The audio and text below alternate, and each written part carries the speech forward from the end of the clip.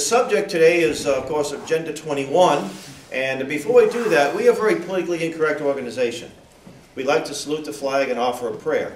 So we can all please stand and we do that. And I'm going to open with a quick prayer, and then we'll, a short prayer, and then we'll pledge the flag. We thank you, Lord God, for this time together, for the freedoms that we still enjoy in this nation. We ask that you will bless this meeting and bless the folks here, Lord God, and we ask that you help us open up the eyes and ears and hearts and minds of those in Rockland, those in coastal Maine, and of course those in our nation. We ask this in your Son's name. Amen. Amen. I pledge allegiance to the flag of the United States of America and to the republic for which it stands, one nation, under God, indivisible, with liberty and justice for all.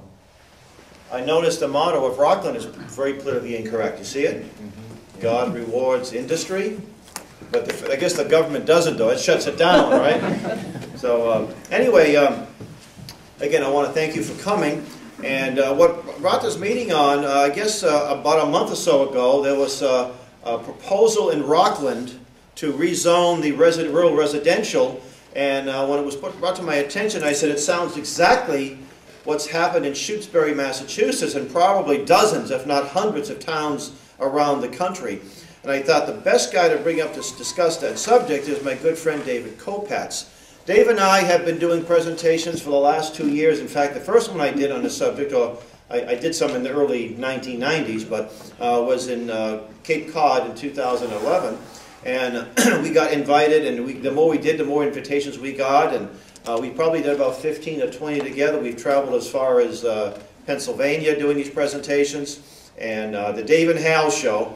And Dave would do the micro, well, I'd focus on the macro, but Dave's the only one speaking tonight, so you don't have to listen, I mean, other than me introducing him and recommend some material. But before you introduce him, I want to just recommend, on the back is our very lovely Anna, manning the table with my very handsome son up there.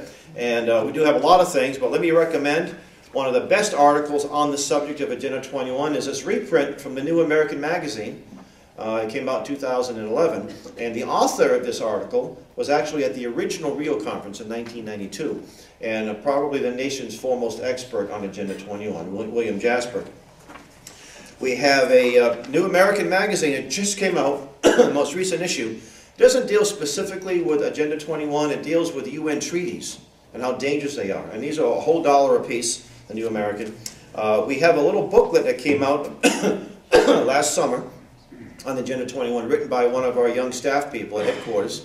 And this is a great presentation. I think these are $2 whole, Anna, I think that's what they are.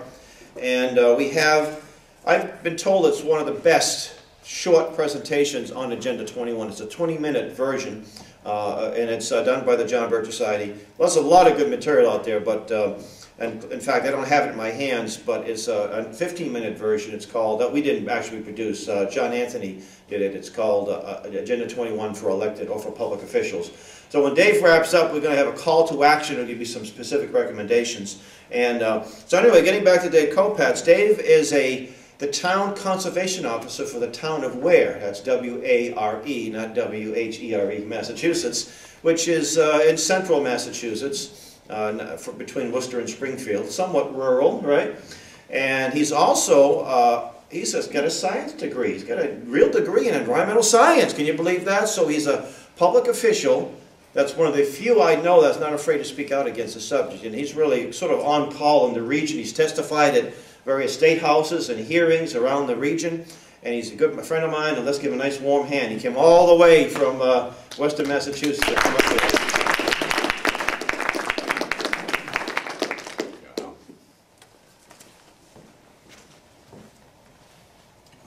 Well, thank everyone for having us up. It's always a pleasure to come out and talk about these important issues with some new faces. Before I start, I think it's only fair to qualify myself for being here today. I really am just an angry country boy. Introductions always, but you know, I live right now 300 yards from the hospital I was born in. I, as a child, grew up in the town right next door. You know, I really like my section of the state and the people in my area. It's my home. I feel very attached to this part of Massachusetts. I was very fortunate. Most kids probably don't have the relationship that I did with my grandparents. We literally lived right next to each other as we grew up. And my grandmother was a Democrat, my grandfather was a Republican, the men were Republicans and the women were Democrats, and it always made for a lively discussion at the dinner table, I can tell you. But I think the politics from their era and what we see today in terms of civics and public service is quite different. By way of comparison, I would say the Democrats of then are more conservative than some of the Republicans. A total shift to the left. So I don't play the hate game when it comes to politics and party affiliation. I'm a registered Republican myself for the sake of openness, but I have nothing against Democrats just for being Democrats. I judge people individually and in my experiences I have with them. But I'm very grateful to my grandparents. I got a lot of great lessons from them. And I kind of take a lot of what they said through life, and in particular about working hard and being family oriented. I've got 3 sons, Mark, David, and Luke, which are the center of my life. And when I started out, and my kids were born, you know, I had a career at the time. It was one that would, you know, I'd get laid off a couple months out of the year. It was seasonal. I was a tree climber for the power company. And I knew I had little ones in diapers and this couldn't continue. I wanted to better myself. I went on to college. And I was a little nervous. I was 11 years out of high school when I decided to go back and get my degree. And in high school, I was a bit of a screw-off, if you can imagine that. And I just about got out. I graduated, but I spent a lot of my time goofing around with my friends and all those things that my parents told me not to do when I should be studying. And I made my high school career much more difficult than it should have been. And when I got into college, I knew that first semester was going to make it or break it for me. So I got in and I tried. I tried as hard as I could. And it turns out I loved it. I actually liked school, and I liked learning. And I did very well. When I got out of school, I was left with a choice. I could have made a lot of money going up and down the East Coast working for large environmental firms. They were just throwing buckets of money at environmental consultants at that level. And you know, a lot of the teachings of my grandparents, I guess, came back. And I realized I had one shot at raising my kids. So rather than, you know, working for a big firm and doing a lot of traveling, I decided I'm going to stay home, I'm going to raise my children and come home every night. And I focused more on the private residential sector. So I did a lot of wetland permitting, Title V, which is septic inspection and septic regulation in Massachusetts. And I was very happy with that. You know, I earned a living, paid the bills, got to raise my family as I wanted, and all was well. What happened is the housing bubble began to break. Everything went good when, even as a startup, I did quite well as the housing bubble was still inflating. But when it burst, my phone stopped ringing for 3 years. My business went under, and not due to any fault of my own. I had never been sued. My customers were happy. I was getting referrals, but when people stop building homes and selling homes, and everything you do is tied to residential customer service, it's an impact, and it certainly did impact my business. What has gotten me by is I also am a municipal employee, and as Hal mentioned, I am the Town of Ware's conservation agent. I chair their Conservation Commission, and I chair their Open Space Committee. Now this evening, I'm here speaking as an individual. I didn't ask for, nor did I want permission from those boards to speak at any official capacity for them. I'm speaking for myself. I'm using documents that I've worked with through working in the town, through my own personal experience in my personal business, and education, and just dealing with regulation in general. So I just want to make that clear. I'm not speaking for a board this evening. Agenda 21, that's kind of what we're all here to understand a little bit more about. And my first exposure to that was around 1995. And when Windows 95 came out and the internet became a more friendly place, we began to bump into all kinds of information. And certainly those that are conspiracy fixated gravitated around things like Agenda 21. It was easy to portray and construct a conspiracy around such a document. And I read it. You know, I didn't go word for word from one end of the cover to the other, but I did glean through it. And I got to a point where I said, this is ridiculous. How could they possibly institute something like that, especially here in America? And I kind of poo-pooed it, just brushed it aside and dismissed it for a number of years. And as I got more involved in municipal service, I started seeing things that were familiar to me. And I went back and I paid a little bit more attention to it. I looked up that document again, did a little bit more research, and I realized now there's a lot more out there, not just coming from the basement of, you know, some house where the kid's on his computer spreading theories, but I was starting to see this stuff showing up in other municipal documents, in policy periodicals. And I said, maybe there's a little bit more to it than this. And as it turns out, there was. They have a plan moving this forward called Global to Local. And it was absolutely brilliant in how they had set it up. And I took this much more serious when I realized how they were doing it. Because I figured anything coming from the UN was going to go through the Senate and be reviewed as a treaty. It'd get some bright light of day and some dialogue going on. And then I realized that this Agenda 21, it's not a treaty, and it wasn't being treated as such. It's a cover of the document for those who would want to scour around. It's a 40-chapter document, and it covers pretty much every facet of society that you could want. The environment, economics. Chapter 36 is where Common Core comes from. I don't know if you've heard about that. It's certainly floating around in the halls of the legislature in Massachusetts. So I realized that, you know, this is not going to go through the Senate, so our congressmen and congresswomen are not going to be debating this. It was signed into soft law. Let me explain and back up just a little bit how this came into existence. In 1992, the Rio Earth Summit in Rio de Janeiro took place. And at that time, there were several documents that came out, and Agenda 21 was one of them. The Statement of Forest Principles was another. Our climate change regulations and the climate change initiative was spurred at this time. Agenda 21 was signed into soft law.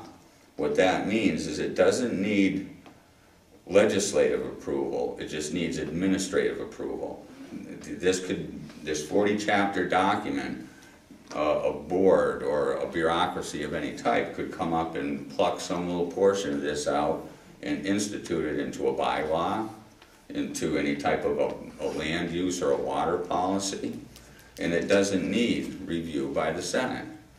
So this was simply signed off, and this was George Bush #1 that did this.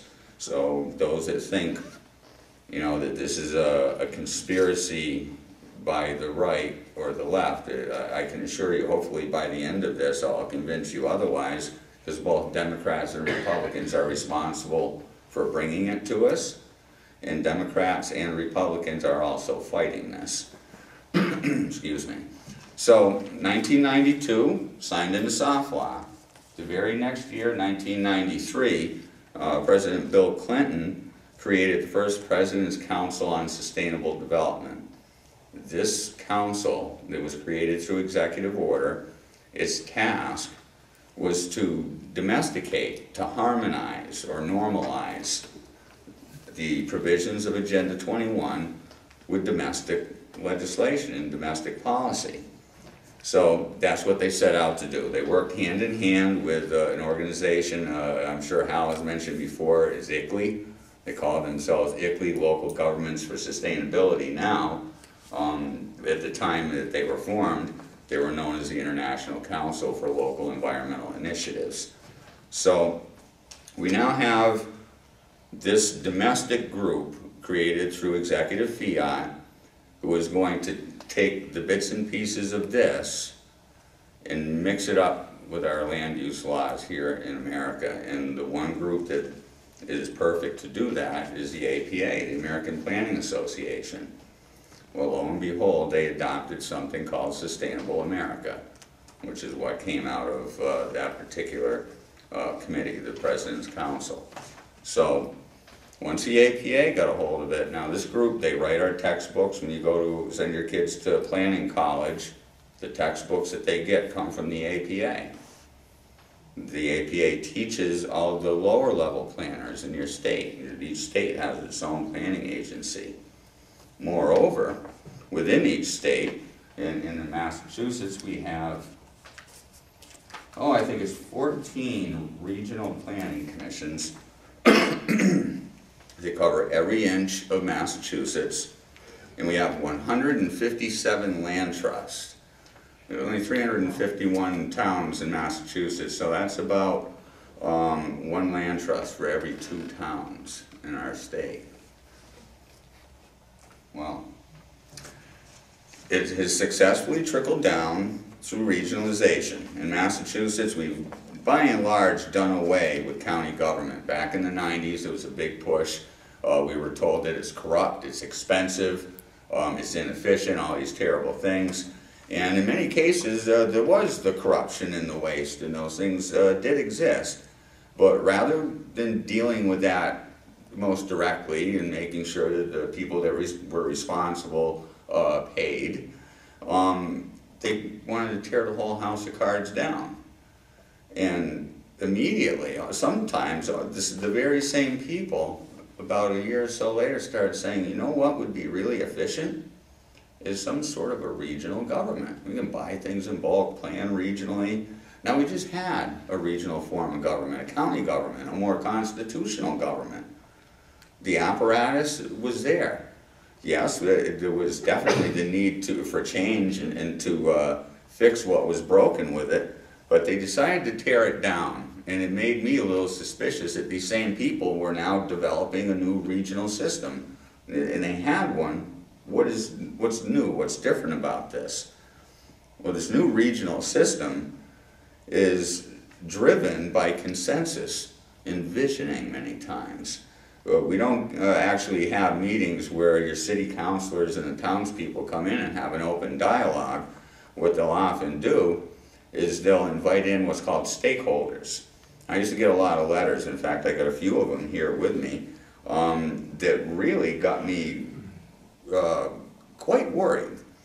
One of them in particular that came in, and it began a modern chain of re-educating myself about exactly how far this Agenda 21 has been normalized with our legislation. Now, this first email I got, luckily all the staffers aren't always on the ball, and they put everybody's email in the CC field, so you know I contacted these people.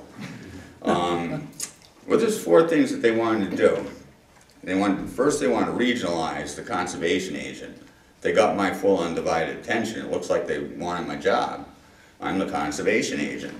Well, they wanted to regionalize it, and here are the things that they want this new regional conservation agent to do. To identify priority lands for permanent protection, to identify stakeholders and other interested parties to determine conservation options and ownership strategies, to assist with land conservation negotiations, I guess they're expecting some resistance, and to identify funding options.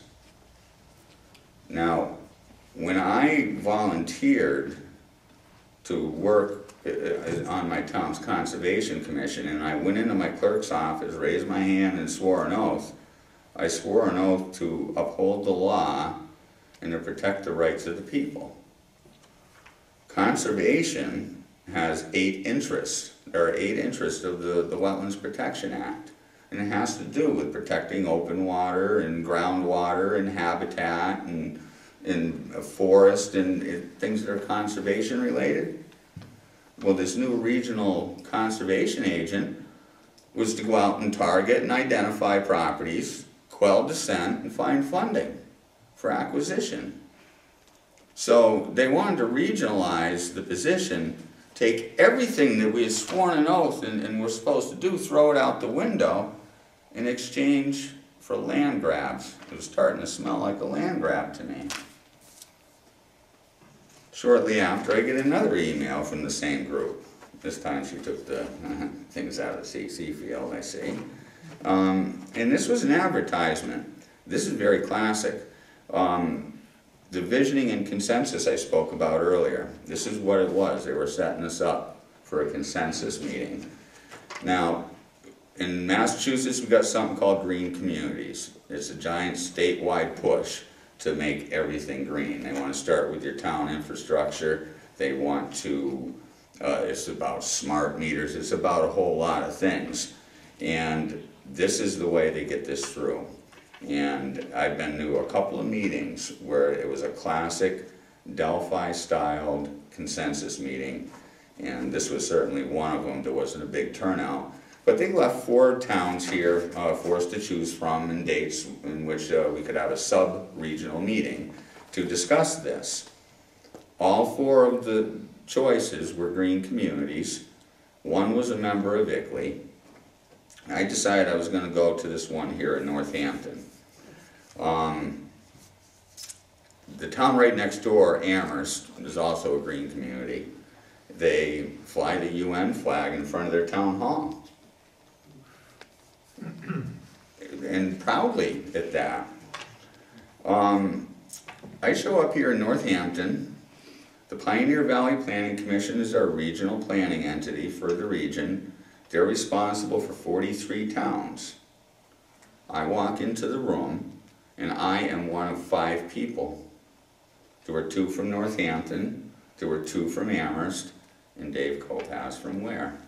There were 5 people about to generate a consensus for the landowners of 43 towns. Well, I sat there quietly like a fly on the wall. I listened. I let them go through their entire spiel. And they talked about a few things that were rather interesting to me. And they set up these draft maps that they had developed. One was for priority development, which was a combination of both commercial and residential. Priority renewable energy, where every mountaintop and every piece of running water had been targeted for regulation, and priority protection. I almost hit the floor when I saw those maps get rolled out, and the reason is, it's about 8 years ago, another grant had come through. The regional planners were approaching all the conservation and open space committees, saying there is a new GIS station that is available with this grant money that you can get for $400. Now the software normally costs thousands of dollars, but it was an offer we couldn't refuse. And we were told, don't refuse it, buy the software. So many towns did, we did. And I didn't go through all the security stuff and get logged in and hook right up to the brain center of Pioneer Valley. But we did acquire the software.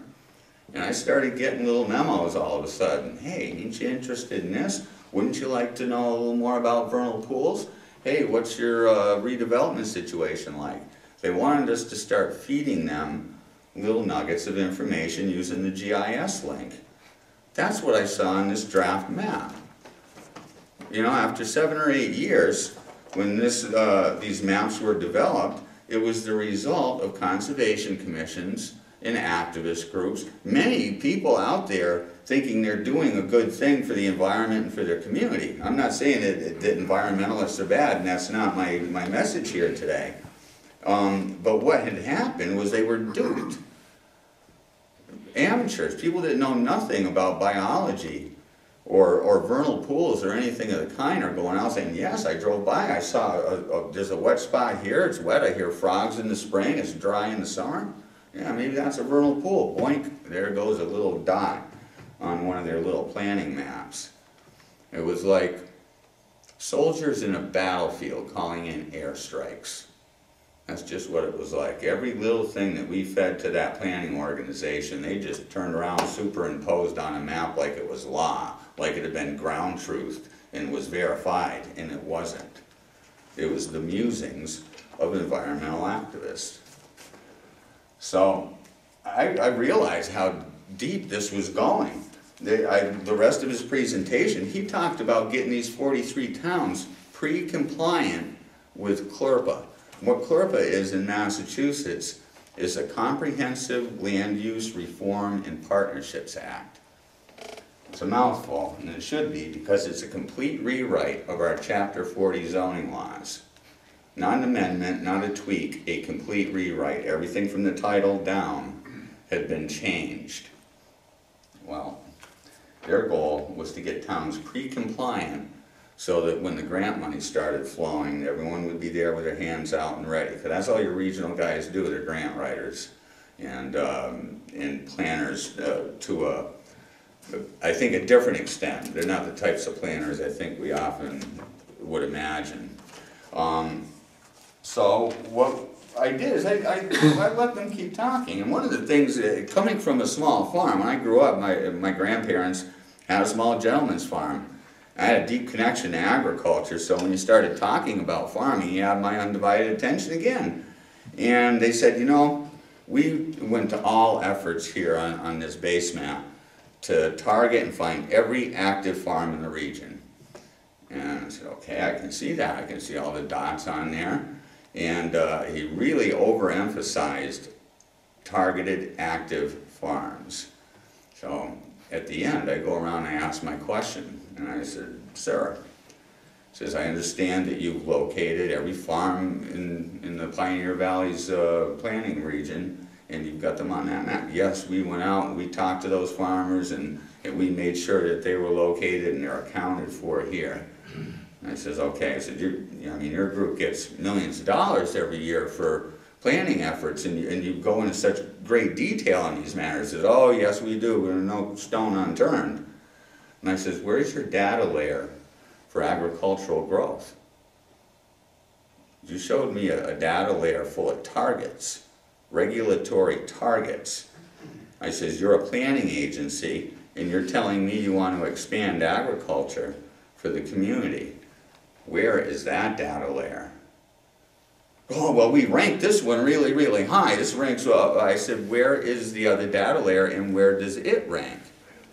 You know, when people don't want to answer your questions that are very clear and succinct like that, there's usually a problem. And the solution is you repeat your question verbatim until they answer it. And that's what I did. And I embarrassed him until he finally said there is no data layer. You know, basically they had lied to me. This group has come to my town and convinced the voters in my town many times that they were advocates of agriculture. And they are not. They are advocates of targeting agriculture for regulation, is what they are. So, there is no data layer, there is no plan. There was no attempt to plan to grow agriculture. So I left there pretty steaming mad. I did not trust a one of them. I see now they want to regionalize my job, take all the duties and things that I swore to protect and defend on behalf of the citizens of my town. We're going out the window in exchange for targeting property and acquisition. Why? And I'm trying to think, why on earth is there so much effort being put into this? And I began to look into the land trust. That's when I realized there were 157 of them in my state alone. Now, that bomb went off a number of years ago. The highest number of land trusts in the state is in California. And if you study Agenda 21, you'll know the Agenda 21 bomb went off in the Santa Cruz area of California, and land trusts are running rampant over there. Now, what happened was really pretty interesting. You know, my radar's up right now. Pioneer Valley came back to my selectmen, and now they want them to sign this memorandum of agreement.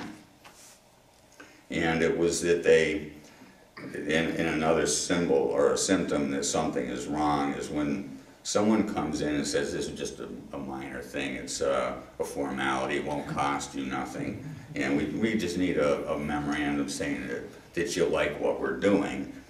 And you look at what their updates are, and their reiterations of things that already exist. There's nothing new.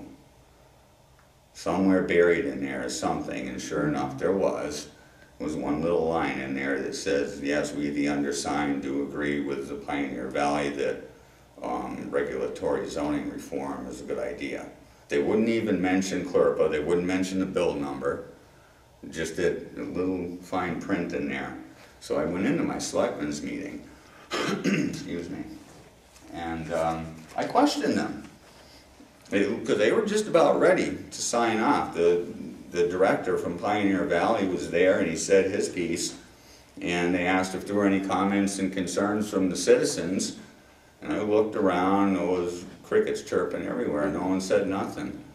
And he was just about ready to take a vote, and I said, well, I got a question. What do you think of CLRPA?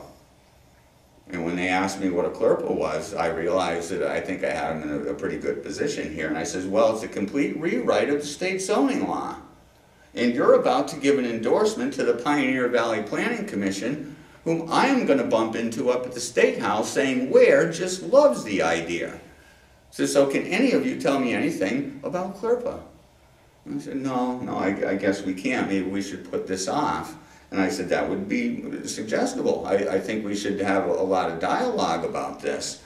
And they put it off for 2 weeks.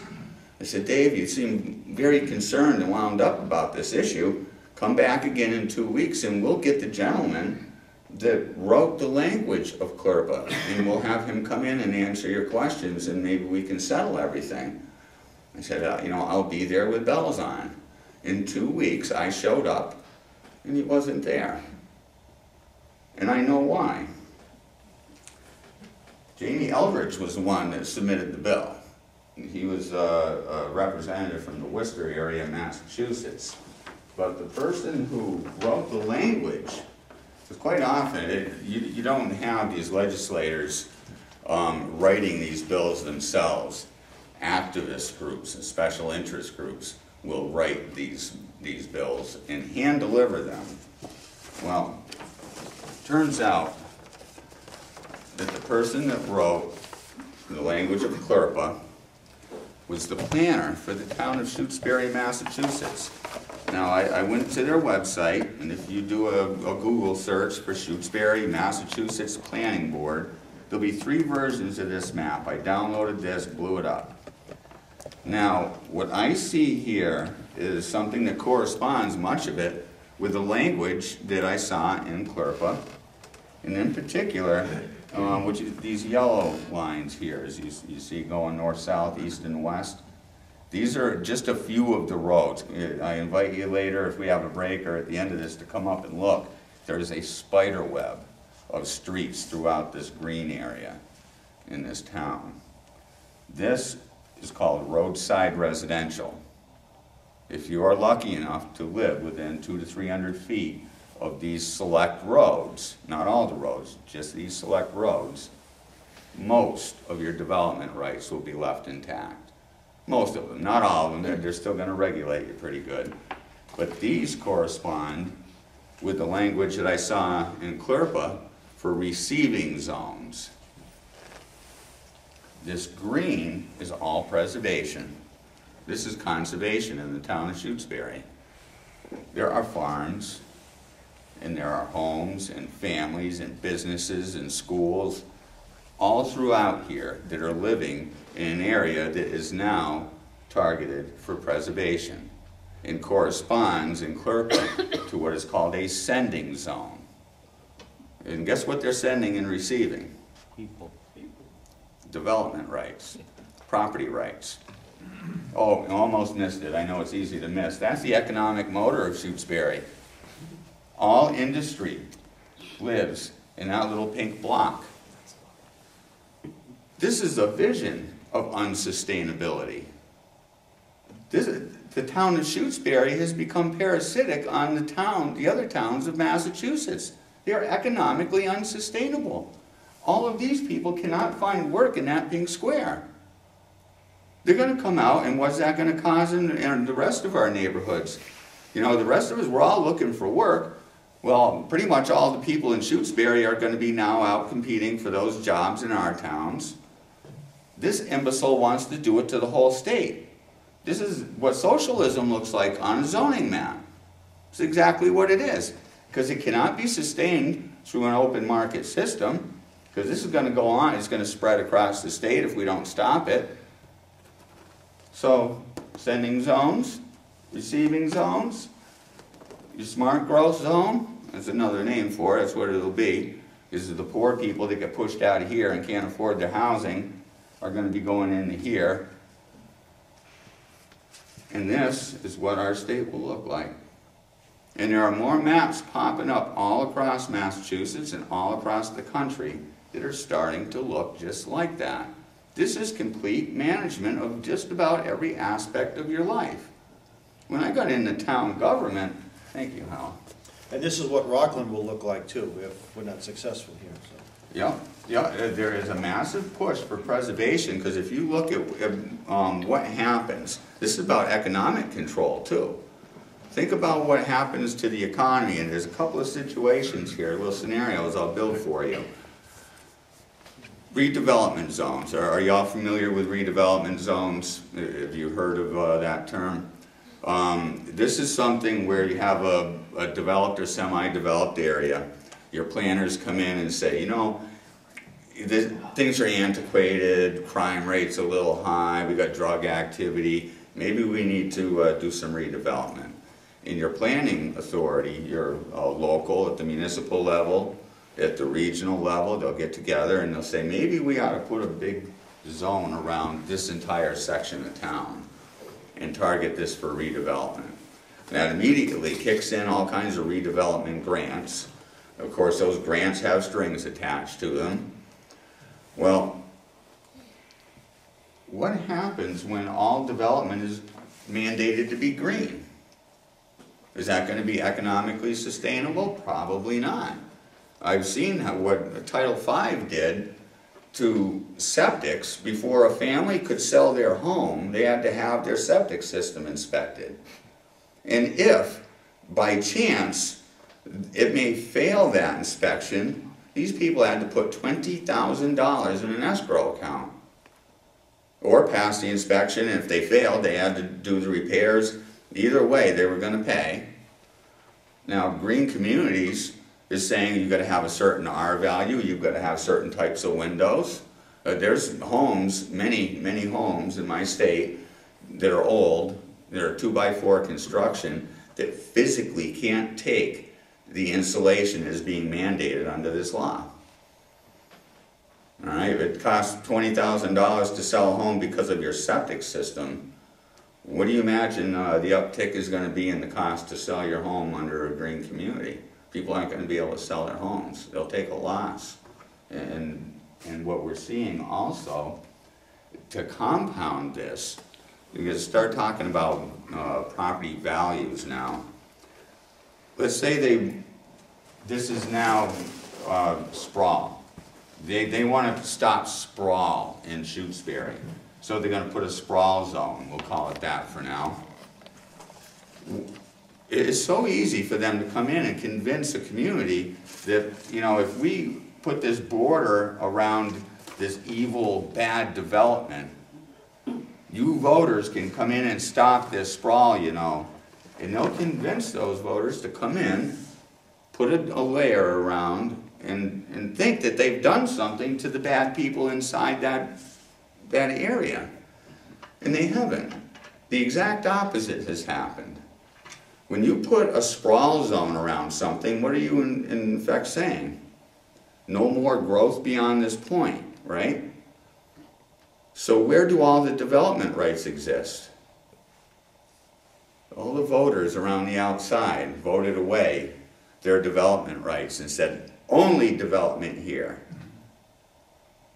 So they thought they were going to keep everything they needed, and they were going to stop evil spreading of life beyond that zone, and they didn't. They took their own development rights and voted them away. And we see this all the time happening. And it's because the voters, not that they're not intelligent, they're being misinformed.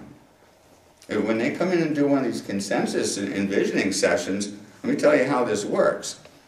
They'll come in and invite in a whole room full of people.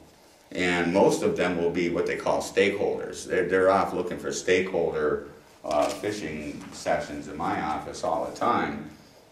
And what they'll do is they'll get a room full of people like yourselves, and they'll sit you down at a table. It's very classic. I've got some pictures I should show and share with Hal later. They'll have a table, a round table with 6 or 7 chairs around it, all right? Not 5, not 8, but 6 or 7. There will be one moderator at every table. The moderator will tell you, I'm just here to keep the peace, keep us on track. You know, you people are going to provide all the input and the answers here. And what they'll do is they'll have secret polls and votes for things. So let's say we wanted to vote on, let's say we were a high school and we wanted to vote on what the new class colors were going to be. And if we have a secret vote and only you know what your vote is, and I'm the one counting the votes, the new school colors are going to be blue. That's my favorite color. All right, well, this is what happens here. Is that if they say, all right, out of this list of 10 things, do you care more about building rail trails, about preserving land, about open space, about historic preservation? You know, what are, you know, give me this whole list of things and prioritize them. And they'll do that. And then they'll just come out with a press release the next day and say, the town of Ware, or the town of whatever, believes that these are the 3 most important things to do in terms of preservation and environmentalism. All right, the audience was fed all the ideas. You know, here are these 10 things, you put them in order, and then I'll go and take the top 3. They were all my things. They're all my things that I gave you to put in order, and I'm just going to take the top 3. So whatever they are, I'm going to walk out of it winning. That's the way the regional guys operate. And when it comes to consensus building, these people are trained. They're trained professionals. They know how to manipulate. Whoever said that is exactly right. How to manipulate the public mind. And I can tell you, it is easier to convince a room full of people than it is for one of these planners to come up and challenge any of you one-on-one. Then you come right back with a direct question at them. And if they answer it, fine. If they don't, there's a problem. You ask it again. You're hitting on something, and you can challenge them. When they do it in a group setting, it's really, really hard to do that unless you know that you're being played. I mean, they literally, the APA trains the other state planning agencies how to manipulate your vote for something. I was the subject of one of their trainings about a month ago. In Massachusetts, they had, I think it was a Nature Conservancy and the Massachusetts Land Trust Coalition put on a day-long workshop. And in it was a section on how to quell dissent, how to deal with opposition. Oh, and anti-government people. They call this anti-government too. And it was because I brought one of the land trust directors to near tears when I came out with this. It's called the 10 Facts You Need to Know About Conservation Restrictions in Land Trust. I've got a few of them. I'm going to send them around here. You're going to have to share them. I don't think I got enough with me. But send them around and have a look. There's absolutely everything on that. Happens in almost every interaction with a land trust. And what had happened at that meeting is the Nature Conservancy, who, by the way, is an NGO.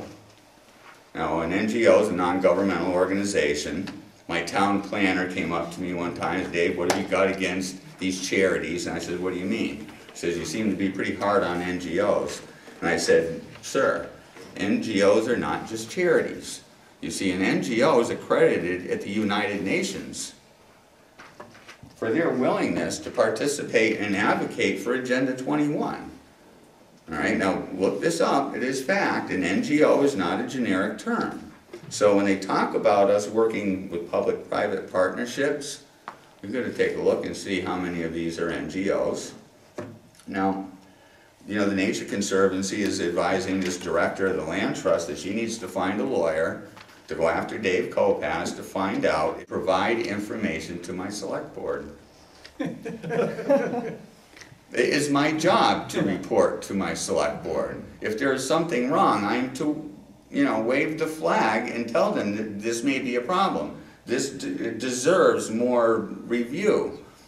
Well, you know, up until very recently, the president of this particular land trust, and just to show you how adamant they are in what they do, this woman was actually one of my first friends when I moved into town. She had been on conservation for about 14 years. She was also the president of the East Quabbin Land Trust.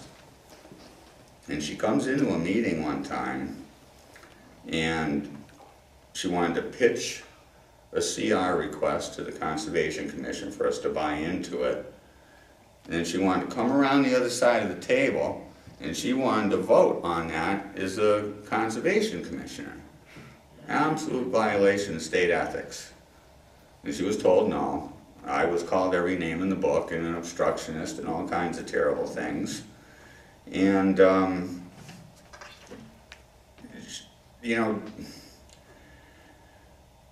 I understand the passion that these people have to protect the environment, but when you are willing to cast aside all ethics, all law, or all morality, and just engage in a flat-out assault on private property rights, you lose me. Now, one of the things I regret doing is teaching this woman and her husband about vernal pools. When I was in college, I had a sincere interest in this. In fact, in my state, I have the first documented deformity in yellow-spotted salamanders. And to this day, I can go out and find these salamanders with 5 legs and 6 feet. Kind of an oddity.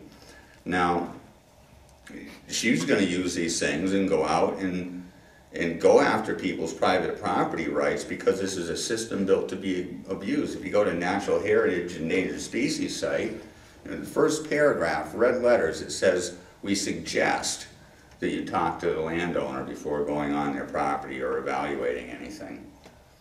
Well, I got a stack of about 40 vernal pool certifications that came in, and I keep threatening to do this, and someday I'm going to. I tell my legislators, this is an intentional loophole. Activists can come in, grab the form from Natural Heritage's site, go to Google Images, do a search for yellow-spotted salamander, put that picture on there, go to Google Maps and get the GPS coordinates, put that on the form, and send it in, and someone's property is now regulated, and probably in perpetuity. In the vernal pool situation, once they find obligate species, 100 feet perpendicular from the high water mark, absolutely no disturbance of any kind ever from under the vernal pool certification. So what are the environmentalists doing in my area? You know, you can watch the map. It's like bombs going off every 2 years when they update the plan. There's new blue asterisks showing up all over the place. And now we're hearing the grumblings of corridors. You see, when you get all those dots starting to show in little patterns, you're going to have an environmentalist who's going to come up and say, hey, that almost looks like a corridor or something that we might be able to put a boundary around and protect and regulate. Well, sure it is. It's sequential. This is the direction it goes.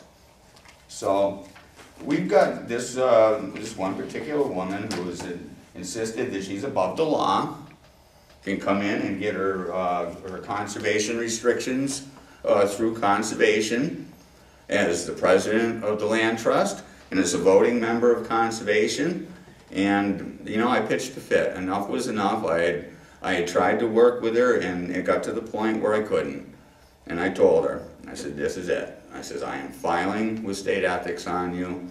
And the very next morning she came in and she resigned from every board in town. But she is a permanent fixture at my meetings. She's going to bird dog me till the end of time, because I give her projects, these deed restrictions, the same exact review I would someone who came in to develop a subdivision. I don't think it's fair that I treat two different citizens different ways under the same set of regulations. They all should be critiqued and evaluated equally. And she was appalled that because this is a preservation project, that I would ask any questions about it. Well, one of the things that I was really appalled at is my selectmen even were pressuring me to sign off so that they could get their grant. I said, please, just sign off on this. You know, that's just saying that you agree in general that, you know, conservation and restrictions are good, and we'll go on and do the rest later. And I said, wait a minute. I said, this is just bad business sense. You know, Business 101 says you look at the terms of the contract before you sign anything. I said, let's take some time, back up a little bit. They've been working on this for over a year now, and we're just hearing about it, and they want us to act almost overnight. I said, let's go back and review the language of the CR. Oh, no, we can't do it. We don't have time for that. A grant window's going to close. And I pointed to the regulations, and I remember this girl, Martha, many times telling developers the same thing, is that we as a Conservation Commission are not supposed to consider your funding situation. If you're low on money, that's no reason for us to not apply the law in the same way. So that was the excuse that I was getting, is that, you know, grant window's going to close, it's going to cost us money to do this. And I said, I really think it's the best thing. Let's see if that restriction as worded is what is best for the property, best for the taxpayers aware. Well, I got outvoted. I was the only no vote. And I had selectmen in my conservation meeting. I had people from community development in my conservation meeting. And of course they stacked it with land trust people. The CR, when it finally came across my desk for this particular property, and it was for a farm. It was a small farm in town, a Froloff farm. And they had gotten up on town hall floor, said we want to preserve this farm in perpetuity for future generations. Says this is not going to cost the town anything. Well, I get the CR, and lo and behold, they had banned tractors from a farm. It was right in the CR. Not just tractors, mind you. All internal combustion motors could not be used, stored, or operated on the premises. And I said, you did say you were here to protect farms. You banned tractors. Made no sense at all. And I realized that at that point, I knew something was up with the land trust, but at that point, I was never more convinced that this is not about preserving nature and preserving the environment. This was about control. This was all about control. I kicked up a lot of dust. I embarrassed my selectmen, because it came down just the way I feared that it would. And through embarrassment, they removed that one provision, and they specifically allowed tractors on a farm. I mean, they just couldn't withstand it. I mean, they had egg on their face on this one. But, you know, and the thing that's missing, too, you got to understand how the land trusts work, and this is probably going to be the same in Maine. In Massachusetts, is Chapter 184, Sections 31 through 32, that allow perpetual restrictions on land. Up until very, very recently, this was against the law. Not only against the state law, it was against moral law to encumber a property for more than one generation. You could never deed restrict a property for more than about 18 to 20 years, which is about a generation. Now, when they changed that, that's when, and you can almost track it side by side, when 184, 31 through 33 came into effect, and then look at the growth of land trust. They built a network of activists in that one law. That's why we got 2 land trusts for every town. And they're coming in and they are scooping up this property hand over fist. And in a situation, let's talk about economic controls. They were family trusts, they were farm trusts, they were meant to protect a piece of land so that a farming family could hand this down to their children and their grandchildren and so on and so forth. They had a very limited scope in what they worked with, and it had a very specific focus in what it was to achieve, what its goals were. This new breed of land trust are very, very different. So I don't want to throw a wet blanket over all land trusts and label them as being bad, because that's not true. The new breed of land trusts many times are. It doesn't mean all the people associated with these land trusts are bad either. A lot of them are in it. They're good people trying to do a good thing. They are being duped and lied to. The regional planners, these are bureaucracies. All right? A regional planning commission is a bureaucracy. It's an unelected, unresponsible committee. We got nothing but committees. That's what public-private partnerships are. It's a vast network of committees and boards and nonprofits all thrown in together to achieve this one goal. Well, you know, back in the day when they used to teach history, and in a few discussions I had with my grandfather talking about the world when we were out fishing on some little stream, I can remember him describing something to me, you know, you call it the Soviet system, all right, where you have the top-down application of regulation onto the people, and it's done through a network of unelected bureaucracies. All right, if any one of them does something, if the director of the Pioneer Valley Planning Commission does something that I don't like, I cannot elect this cretin out of office. He is there. He'll come out with an update in 2 years for this plan. All I can do is stop my town from signing on and creating a contract with these guys. That's where the tires meet the road with this. The battle isn't at the UN. All right, it's a very real document. It's there. It doesn't have the effect of law because it's not a treaty. You know, it hasn't been forced on us in that respect. But it's there and it's very real. I've been called a conspiracy theorist. They say, you know, that's crazy. You know, there's no such thing as Agenda 21. Well, I've showed them the document. He says, well, it's not going to come in here into the United States, and ICLEI has nothing to do with it. Because ICLEI's just another good nonprofit group. Well, they got to read this. It's a manual that ICLEI wrote. And it's called the Local Agenda 21 Planning Guide, an introduction to sustainable development planning. Sustainable development is code word for Agenda 21. All right, every time you hear sustainable development, sustainable water committee, sustainable anything, it's probably got the fingerprints of the international community on it.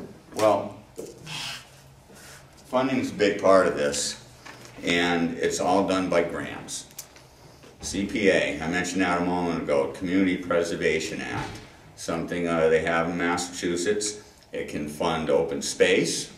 It can fund historic preservation, buying historic sites, athletic fields, and land preservation and acquisition. All right, not everything, you know, even the most evil plans, there's always some little aspect that's not evil and can be viewed as being good. And many of the things the planners do, there's things in there that make sense. Not all planning is bad. You know, some planning is intuitive and common sense and is a good thing. Environmentalism, the same thing. Sometimes it's solid and it makes sense, sometimes it doesn't. The funding, though, one way or another is going to come from you. With CPA, and it's funny, if I've gone to meetings and I've just sat there as an audience member and sat quietly as they went through their whole presentation and would ultimately convince people they were getting free money from the government. Oh, and they leave convinced that this, how can you not accept this? Well, the other ones where I stand up and I say, wait a minute, let me see if I understand this. you're being told to sign this contract so you can get into an agreement and apply for grants.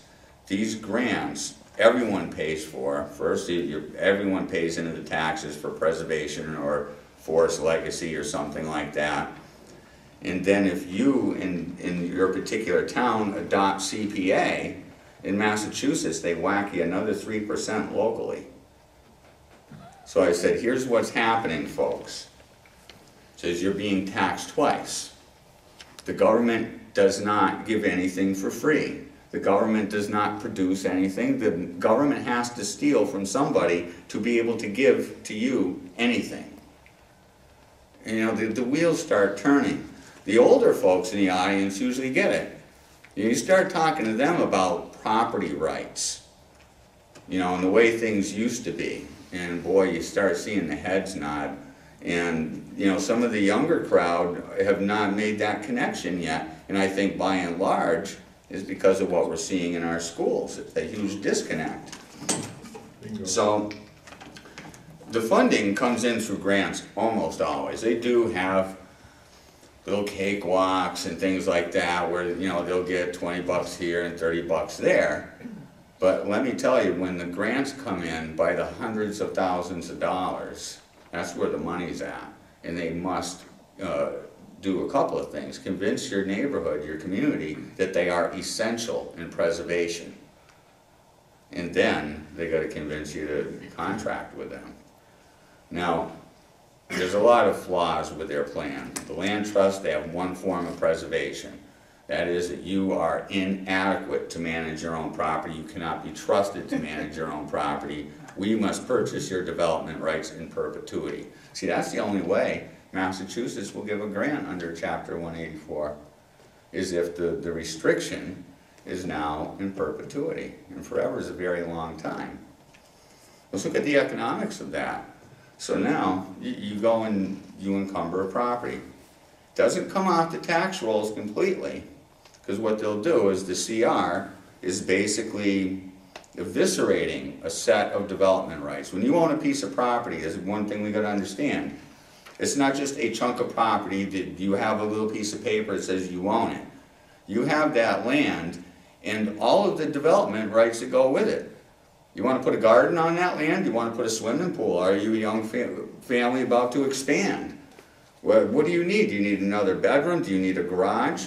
You have the right, the development right, to pursue whatever you would like, as long as you're not harming anyone else's life or their property. Well, these folks don't view this that way. They are convinced that they got to come up and purchase those most critical parts of the land, the development rights to it. Of course, anything has to do with building a structure, the use of internal combustion motors, anything that could possibly allow you to alter the surface of that particular piece of property. Now, what happens when you go and reassess that property? And this is almost a cookie cutter thing with the ones that are affected in Massachusetts, is 2/3 of the value is wiped out overnight. All right, you've got a $100,000 piece of land, you put a CR on it that extinguishes the dominant property rights on that parcel. Well, you've now got $33,000 worth of tax revenue that you can get into the town from that property in perpetuity, forever. Okay, so I tell my town fathers, says you got two choices. If there's a third, I'd like to know about it. Number one, you are going to be forced next year to provide the same amount of services with less money, or you're going to have to perpetually hike people's taxes to compensate for it. Because you can't have both. And I says, now let's look at something else. As our town struggles to come out of this downturn in the housing market, and there's a prayer that some development might start, and some economic activity might go, and some jobs might start coming around again, what's going to happen to the price of materials? Even to green developers, this doesn't matter now. This is any project. let's say that, you know, their zoning laws wipe out 50% of the private developers, and you've only got those vested in green communities and that type of stuff, and your green developers left. They still need things like sand, gravel, stone, and timber. And as you, year after year, take a bigger and bigger chunks out of that apple, that's intuitive inflation. You have no other choice but to be facing inflated prices for all of the most common development materials. So I don't care if you're just remodeling your bathroom, you're going to pay more for it because your town has allowed a land trust to contract with them to strip more and more properties of their development rights. And with it, the value. You're not just extinguishing rights, you're extinguishing value. And here in America, the relationship between the individual and that right to own property is unique. All right, you don't find it anywhere else in the nation. All wealth comes from the right to own property. In a socialist nation, where they nationalize the land, the government's the only one that extracts wealth from that property. All right, so as we look at our regional plans and they talk about the collective right of the people to blah, blah, blah, the collective right of scenic views and historic whatever, they're musing about other people's land in a collective manner. They're talking like socialists. And I'm going to be very blunt about that because that's exactly what it is. We have a Soviet system, a fascist model, that incestuous relationship between government and the private sector. We're not supposed to be partners. The free market was never meant to be a dirty little relationship between government and select businesses. And that is exactly what's being institutionalized in some of our documents. All right, so how can the market send clear signals? It can't possibly. Look at with solar and wind.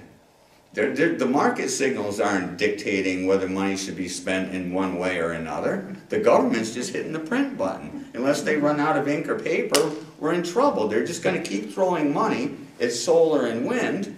They're going to create commercials for you to see to make you think that it's actually profitable. But it won't be. It's not driven by the private sector. If you or I owned a solar or a wind company, we are going to spend our money very carefully to make sure we get the most bang for our buck. A public-private partnership with government isn't going to do that. What they're going to do is they're going to try to regulate you and mandate you to invest in their product. That's what we're seeing now. You're not going to be investing in wind and solar because it's more economically sustainable and cheaper. No, it's exponentially more expensive. All right, over in New Hampshire, where we were earlier, they got mountaintops bristling with these wind turbines. And they're telling our communities it's going to be 20, 25, 30 years before you got to worry about replacing those towers. But in 3 years, the gears burn out. They attract lightning strikes. They often just burst into flames when the things fail. And I am telling everyone who will listen that I am going to be there to say, I told you so. You preservationists have burnt down your forest, forcing us to buy your sustainable energy. Because that's what's going to happen. We're starting to see it already. Let's look at some of the policies out in the Midwest talking about fires. National forest. Once it's a national forest, there's no human being who's going to go out there. You keep out, and we're going to let Mother Nature take over. Mother Nature knows best, so we're not going to be in there culling the forest and getting rid of invasives and undergrowth. And eventually, lightning will strike an unmanaged forest. All right, so you have the environmentalists who come in, they'll work in this forested area, they'll establish a national forest boundary and a status. And then your right wing, all right, because usually the lefties get involved in the environmental stuff. Now the righties go out from a business perspective, and they're going to start working around here through your community development, all right, your Chamber of Commerce, talking to the communities around the borders of this national forest, saying, you know what, single-family homes aren't very sustainable. You know why I say that? Because the Global Biodiversity Assessment Report on page 779 names single-family homes as unsustainable. In dams, in pasturing of animals, you see their hooves artificially compact the soil and are therefore unsustainable. There's a lot of weird unsustainable things out there once you peek behind the curtain. So anyways, they go out and they convince everyone in the perimeter of the national forest, you know what, that sprawl stuff is starting to move towards this beautiful forest. You really don't want more neighbors around you. You know, let's rezone this, you know, no more residential, no more single-family homes. And listen, we understand you're nervous, you're exempt. You're grandfathered in, you don't have to worry about this. So, of course, I say, okay, that's a good idea. I like that. No neighbors. I got a great big national forest and no one around me. Good deal. So they shoot themselves right in the foot. What do you suppose happens when the lightning strikes that national forest and your firemen drive out there and they're stopped by the green coats, and it takes them sometimes 3 days to get permission to go in and start cutting the fire road to put these fires out? Because they might drive over a vernal pool, or over a speckled moth, or whatever it is. So this forest that they wanted to protect now burns to the ground because they wouldn't let the firemen immediately go in and fight the fire. But I can tell you, a fire's not going to stop at the boundary of the national forest. It is going to burn right through these communities, and has. And you want to see some long faces when they go into City Hall and say, I'd like to pull out a permit to rebuild my house. And they're told there's no more single-family homes in your zone. Bye-bye. It's happening. People are losing their life savings because of these policies and what happens on the back end. Best management practices, a term the land trusts love to use. They'll tie you into all these other restrictions. Farmers many times will come in, and they're like any other businessman. They'll look down and they'll say, geez, can I or can I not live with this? Can I live with these restrictions? Is it economically possible for me to make a go of it? Well, they'll look at all of the details and they'll make that decision. And sometimes they'll say, yes, I think I can do that. Unfortunately, when the land trust and the lawyers that work for them use terms like best management practices, all right, the grantee shall employ best management practices as shall periodically be amended. Well, this is a very dangerous thing, and I've been pushing the land trust to interact in my town. Says if you come in with that term in one of your documents, I want a revision date. I want to know the exact date, month, and time of that best management practices and what the standards were at the time the individual signed the contract. Because here's what is happening. Farming, for example, I'm going to stick with that because I'm just a passion of mine. You've got a farmer, buys this large tract of land, he's got all these fields, and what used to be one thing in the best management practices has now been changed, and they've added a 500-foot dust buffer. All right, you may not disturb, plow, till, or disc the soil within 500 feet of another private property boundary or a roadway. I don't know if there's any farmers that you know of. I mean, what does that do? How many bushels of produce? How many bales of hay? You know, how much has that farmer lost? If you take 500 feet around the edge of all of his properties, that's sometimes his margin. That's sometimes that hair that he's looking at. Can I do it or can I not? These guys are putting everything out there and going bankrupt, and because a bunch of snot-nosed kids out of college or some overeducated bureaucrats get together and decide they're going to change some standards. They don't care. They're not thinking about the end product. And it really isn't about food security. They really don't care if there's a good, healthy agricultural environment in your town. To them, that's loss of control. God forbid, should you be growing your own food. There are a million loopholes in these conservation restrictions that have similar traps for good people trying to make a go of this.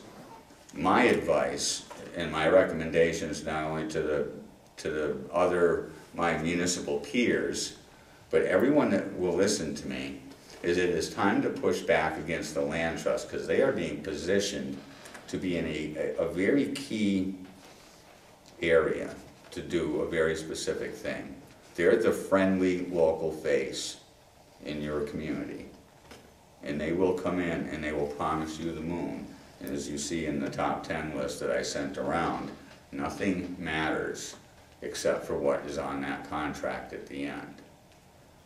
We've got to put the word out to it's got to be your city council and your selectmen. They're the approving authorities. They're the ones that make contracts in your town and sign contracts.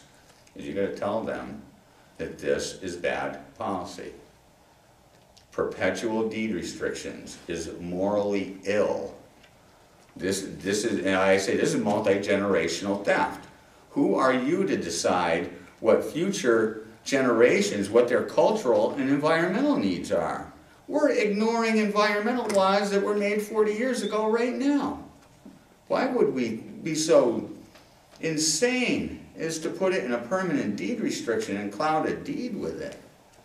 We got to just say no. We got to come up to the land trust and to the people that deal with land trusts and say, you know what, we're not opposed to preservation. We're just opposed to this. You know, they got blinders on. They've only got one thing, and it's to convince you to give up those deeded rights to your land.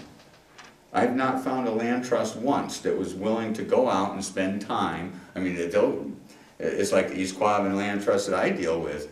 They love it. They go out and they rented one of those little sky lifts, one of those little bucket truck things that you can get from Taylor Rental. And they got a guy out there and he's painting the barn. He got a big picture for the newspaper. You know, had another one over there with a weed whacker cutting around their East Quabbin Land Trust sign. You know, and I said, you know, you people are darn lucky. You should be thanking me. Had I have not kicked up so much dust when you tried to ban tractors from your farm, you wouldn't have been out there with a weed whacker. You would have been out there with a stick cutting the grass down. You wouldn't have been up on a sky lift. You would have been shaking on a 40-foot ladder. Says you wouldn't have had that gas engine on that property. Well, we got to reject the way that we preserve land. Not one land trust has ever gone out and worked with a landowner to be a good steward of his own land. I'm convinced that people have it in them and that intuitively they will not do something that's going to harm the value of their property. I mean, they worked hard for it. I think if you give them a little bit of help, maybe say, hey, there's a better way of doing that. You could improve your water quality by this. You could have a more healthy tree stand by that. They're not going to do that. What they, just to show another example of how they're off target, is Forest Legacy. Have you been approached with Forest Legacy yet here in this part of Maine? It is up here. This is a federal program. And the USDA has spurred this on. This comes from 1992, in the Statement of Global Forest Principles. This is where it comes from. Well, the Land Trust comes slinking into our selectmen's meeting again with one quick little memorandum of agreement that you could sign and help save the planet. And in this case, it was that we like the Forest Legacy program. And this is just a giant. It starts out as a supposed federal initiative. We look at the public-private partners in the roundtable and we see that it's out of Canada. There's a group that is setting these principles. All of the international partners, all right, World Health Organization, ICLEI, a whole bunch of them, the public-private partners in this are numerous. pages of non-domestic entities. The domestic ones, just a few.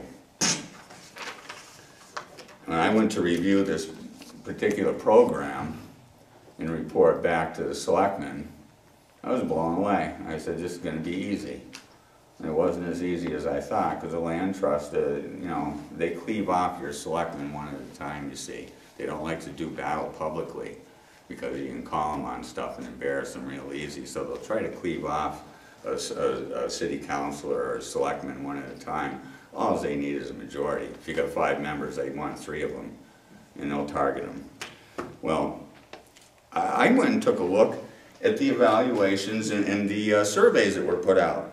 This group developed a plan all on its own, not too much input from the public, and then they posted it onto their website and said, we want a little feedback period, and we like to hear from you and what you think of our plan. So they got their responses and published it and had all their press releases and stuff, and really embellished it quite well. And then I dug up the actual charts and the actual data for their review. So the Northeast Area State and Private Forest Program, they got 120 people to respond. All right, the entire Northeast now. Remember, we had 43 towns and only 5 people were representing those 43 towns. Well, now we got the entire Northeast being represented by 120 people who have reviewed this. Of those 120 people, 48% were employees of a state agency, 24% were NGOs and partners, 12% from federal agencies, and from academia, there were 4% and 3 respondents. There were 2.5 who were unidentified. And when you go down and you read what an unidentified respondent was, it could still be an NGO or a state employee. They just refused to say who they were. And in fact, if you read on, these people could have answered more than once on these things. It's completely fabricated. And this is the quality of information that lies just beneath the surface if you scratch around and look just a little bit. So it's entirely possible the federal forest program for the entire Northeast was reviewed by 120 people who possibly 100% of them had a conflict of interest.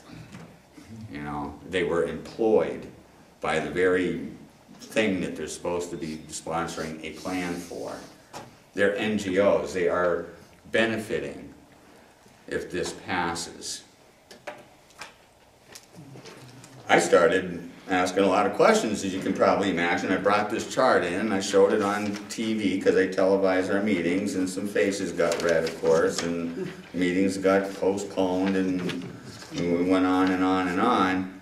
But in the course of studying this specific project, what I noticed is that their website was changing almost daily. I know through experience, when you start striking at the nerve with these guys, their websites change miraculously, so I screenshot everything. And here, right in the publication details for the Northeast Area section of the website, it used to be there, it no longer is, but it's a glowing reference of Gro Brundtland. Now, Gro Brundtland, she's the one that published Our Common Future. And that was the precursor, the impetus to Agenda 21. Gro Brundtland coined the term sustainable development. That's where the word came from. All right, she's a former Prime Minister in Norway, former Secretary General for the World Health Organization, and she's the Vice President of the International Socialist Party. Now, I keep telling my planners, you lay down with dogs, you will get up with fleas. When you sit down as a group of public-private partners, and the majority of your partners are socialists, and I mean this literally, I'm not saying this just because I hate socialists. I'm saying this because it is fact. When the representatives of socialist nations come and sit at the table and they develop a land use plan, don't tell me it's not going to be tainted with socialism. When they come in and start talking about collective property rights of the whole, they're talking about your private property rights somehow being wrestled away from you and given to the collective. To use physically, because that land trust impacted properties, or they're mandated, you know, if you get involved in that, you got to let the public on your land. You have no choice. All right? The economics of it is also very socialist. Because it is going to extract the wealth of that property. It does 2/3 of it in one fell swoop. It wipes it right out. So that 1/3 that's left, you know, what is your town going to do with that? What is the cumulative effect of this over time? How many properties can your town preserve through a land trust and a perpetual deed restriction before your town goes bankrupt? It can't go on forever. And here in Maine, you've got a lot of open land. If you don't have an open space committee now, you probably will soon. I'd be very surprised if you didn't. Now this is another group answerable under your Conservation Commission, who is an unelected bureaucracy. And what I'm seeing happen and develop in Massachusetts, and this will happen here, you're probably 5 to 10 years behind where we are right now, is you have this open space committee. We've gotten used to the term open space. We've gotten used to the fact that we've now got an open space committee, and they're discussing land use that is in those open areas of our town. You know, people initially aren't afraid of them, so they have no authority. They can't write me tickets. They don't have no authority over me at all. And that's true. But when the plans and things that they create with their partners is taken by your planning board and turned into a bylaw, or your ZBA gets a hold of it and turns it into a bylaw, they've taken the, you know, the musings and the, you know, the rabble about land use policy and turned it into enforceable law. So these aren't benign groups. They're out there working hard. They're working for free, but they're working under the blinders that are provided to them by, you know, the regional planning commissions. They're right in there working with them on this. So this is an unsustainable path in my estimation. It's economically unsustainable because your town will continually just bleed, hemorrhage tax dollars. And here in Maine, it's happening in big chunks. You still have people up here that own very big tracts of land. And they're being told that, you know, the evils of society, I mean, the planet's going to die if you don't preserve your property in perpetuity. And I'm here to tell you, the best stewards of the land is not the state. I have a fisheries department, DCR in Massachusetts, right next to the Quabbin Reservoir. We have acres and acres and acres of standing dead trees. Red pine needle scales going through and wiping these things out completely. I can't get them guys to cut those trees down and deal with them. So we don't have the money. So the disease can spread, lightning can strike there. They're all standing brown tinder just waiting to go up. So that's about how much cooperation we get from the state and how concerned they are with the environment. We got to take this in our own hands from an economic point of view and an environmental point of view, because I can tell you the environmental science doesn't add up either. I'm going to give you one little example to leave you with, and that is endangered species and biodiversity. Two things you hear from the environmentalist all the time: biodiversity. And biodiversity is good. Look at, you ask any farmer, they won't grow corn in the same field year after year after year. They're diverse in their crops, they shift them around, and for very good reason. Eventually, you run out of a nutrient of some sort and they die, or they become vulnerable to disease and they die. So diversity is good. All right, endangered species comes along now. You know, I believe everything has a right to live, but the science around endangered species is incredibly flawed. At what point is something endangered? I mean, let's look at us. I mean, when I go to the beach, you know, here when I'm standing on dry land, this is my habitat. Am I an endangered species when I walk out into the surf a little bit? That's not my habitat. I obviously can't breathe water. I don't breathe in the water or nothing like that. So, you know, at what point is a habitat changed to the point that a particular species simply doesn't belong anymore? Things have been going extinct for a long time, way before people. Now let's look at how the two mix. All right, when you get an environmentalist who comes in, first thing they want to do is put a boundary around it. All right, I know from 6 years of college that static, that moving of the environment, that diversity in the non-static nature of the habitats is what makes them healthy. They never sit still long enough for disease to set in. Food sources are constantly moving in and out and shifting. The most healthy environments move, and they rush in and they want to put a boundary around it. And what have they done? They have gone in, they've regulated an entire habitat from one species to the complete detriment of all others. All other species can go to heck in a handbasket. We're now worried about the moth or the salamander.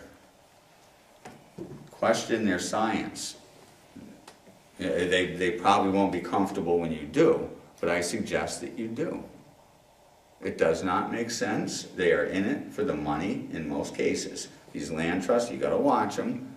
And it's a control thing. It's not about improving the environment. I can go and spend another 2 hours, if you let me, giving you examples of land trust held properties that are among the most poorly managed properties you could imagine. Once they get them, they don't care, and they'll flip them. They'll turn around and sell them to the Nature Conservancy. They'll sell them to the state. You know, there's an example of that in the top 10 list that went around. That happens. This particular land trust I deal with, they've done the same thing in my town. So, closing it up, I've only got a few more minutes left. This is a very deep subject. Agenda 21 is real, it's not a conspiracy. It was never meant to be a conspiracy. It was a law, or not a law, I'm sorry, a policy signed into soft law that gives all bureaucracies and agencies and departments the right to go pick through there and ram it through if you can. Well, where is it coming? Most of it is coming in right at your town meetings. All right, this isn't a fight at the UN. We're not taking bus trips down to DC to rally there all the time, and the State House. There are state laws that are coming through. The Granite State Project is one of them. You've got a Water Sustainability Commission I heard that was trying to form. And these are all little incremental parts of Agenda 21. And most of them are going to have to come through your town. Do not fall for the consensus envisioning. These things can be broken up. You got to first know that you're being manipulated, and you got to go in there with the right set of questions. You can put them right back on their heels. You got to know how to do it. And you know, the one that I think was the most frightening to me is they sent me another email in my office, and they were fishing for stakeholders, and it was the CDC. A few years ago, we had that pandemic that went around.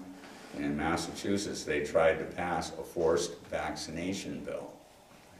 And the CDC had gone around all the towns looking for health agents and, you know, department heads and people like myself to go to Somerville. There was 10 places in the whole country that they were having workshops or consensus meetings. And we showed up. Of course, I put it out to a few of my friends that I thought might want to chime in on this. And we showed up in Somerville. We showed up in a room where there were 6 or 7 people at those little round tables. You know, and the very first slide they showed was the goal, to gauge the public's willingness to accept a full throttle approach to vaccination. That is word for word what their first slide said. So what they do, they showed us pictures of sick children. You know, he says, isn't this terrible? I mean, yeah, it is. So, I mean, what's the problem here? What can we do? He says, well, how can we not let this poor kid get sick? He says, well, you know, we can, you know, make sure he washes his hands, or vaccines. Yep, vaccines. And when do you want them? Now. Well, you can see how that turns into forced vaccines. We got to have vaccines, and we got to have them now. Who is the only person that can, or the only entity that can use force on the people to get their own way? And that's government. So you can see how it transitions into that. This here, I know, Hal, you gave me 10 minutes about 11 minutes ago. This here, this is the last consensus meeting I went to in Sturbridge. Very classic. You have these cutesy little stickers that they gave us. And this here with all kinds of flowery little proclamations and declarations about saving the planet. And one of those surveys that you just can't possibly answer correctly if you wanted to. All right, so what do? They got us all in the room at our tables of 6 or 7 people. They said, here, are you a hunter? Because at the time I had a full beard and I was, you know, looked like I was a hunter. And he says, you a hunter? Go put some of these spots on some of your favorite hunting spots here that you think should be protected. They see some skinny guy wearing tights, say, hey, you ride bicycle?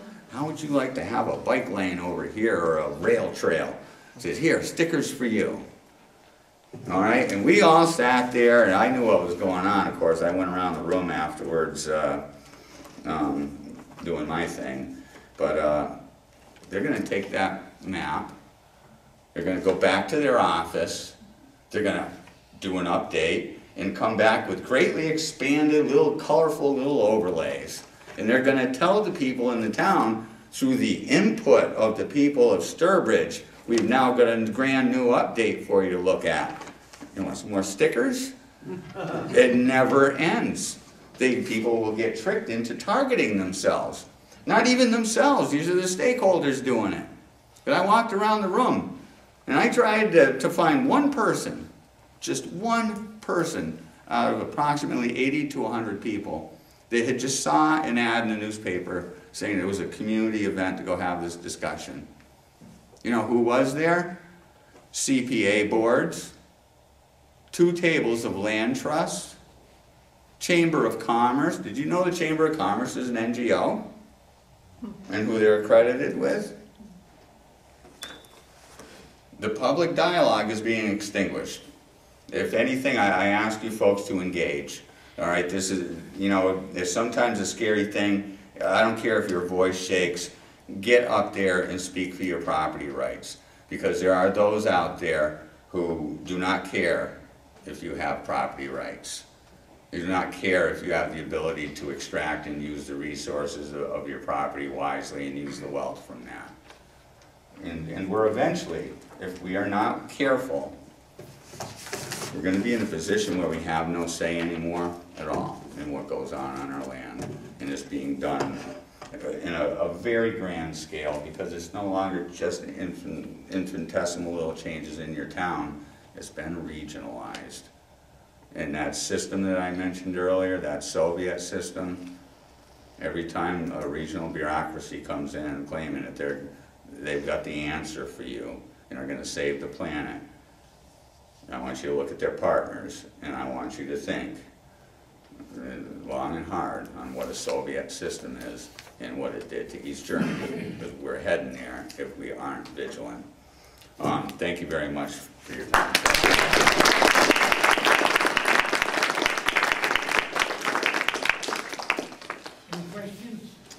Yeah, what we'll do, we'll wrap things up and have a formal, sort of a Q&A off the podium, because I know some of you have to get up early in the morning and go fishing and lobstering and all that good stuff. But let me, again, recommend the literature.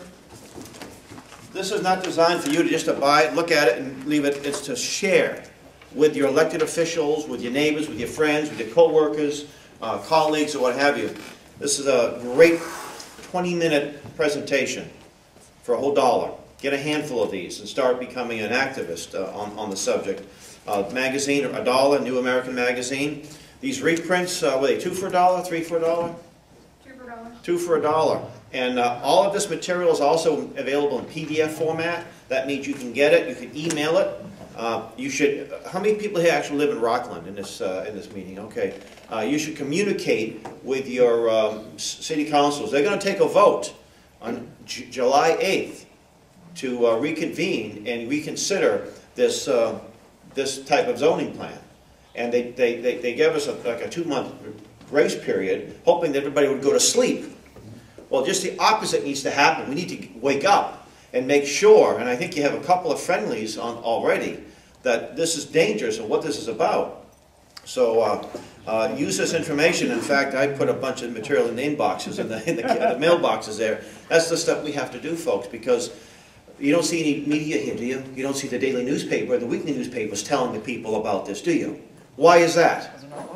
Because they're in on it, most likely, right? Or maybe they just couldn't find City Hall today, but maybe. But that's just, and they all got the notice, you see, so they're not going to do it for us. We have to do it. And we are having lots of success. There's a couple here that had a meeting in southwestern Maine. 200 people came out. That's unheard of. That's pretty good. Of course, the governor showed up, and that probably, but nevertheless, that's a great. Last weekend, oh here it's May 14th, last week, the state of Missouri passed a resolution in both houses, the House and Senate, both chambers, with a supermajority, so the governor cannot veto it, kicking out Agenda 21. And did the left-wing media howl?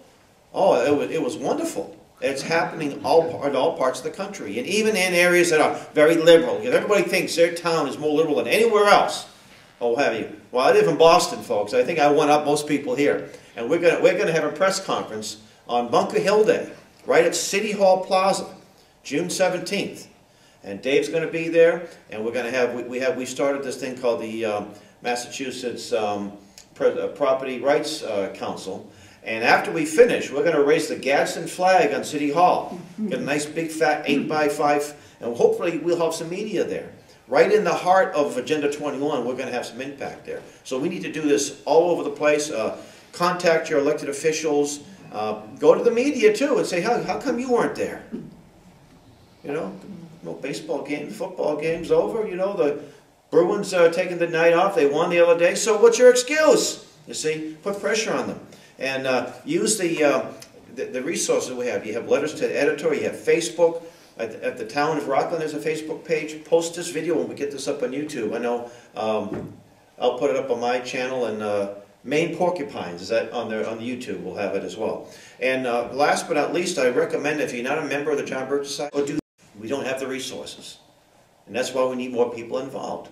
And that's how we're going to win. We're going to organize, and that's how we're going to win. We can't just all be kind of lone wolves. That's all well and good, but you have to organize because the other folks are organized very well. And you know what? They've had very little opposition in the last 10 years. But now they're getting it, and they don't like it one bit. And let's keep them, and let's make them uncomfortable as possible. So with that, we want to thank you. And if you haven't given us your contact information, would like to, the clipboard should be around somewhere. Oh, there it is. Okay. And there's a donation box too, if you'd like to help out with that too, if you haven't. Yes, sir. Mention about the signs, $10 if they want a sign. Oh, okay. We have some nice signs here. Stop in a janitor for $10 to see him. Okay, we got a few here. So, okay, with that, I want to thank you. And if you want to come up and talk to Dave, it's because if we have a formal Q&A, it might take another half hour, and I know some of you have to get out of here. So, again, thank you, and God bless you.